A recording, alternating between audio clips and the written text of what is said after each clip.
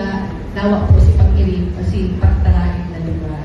Ili po yan si direksyon tahon niyan with Metro Naga Development Council na sa pag-uswag ng Naga dapat mabutong pa si katarain. In fact, mo dyan na hapon, ikaw kitang launch, ipitado man po kamo sa Robinsons Mall, ikaw launch katong Metro Naga Faith Tourism.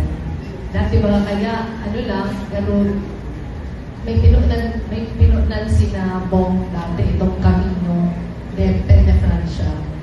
Something similar to that. Pero gusto po na maka-offer kita ng packages sa mga tourists na makulang na mga simbahan sa Naga ang pigutumanan. Pero itong mga simbahan din sa luwas kang Naga.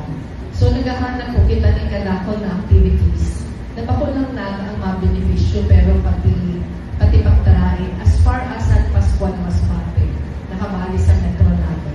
So ini po ang home taligniyo sa Balon Festival. Ang unyan ng taon sa Naga lang siya, pero moving forward, baka igwang aldaw sa Naga, igwang aldaw sa luwas sa Naga, kasi pag uswag ng katarain, mabenepisyo man girayan.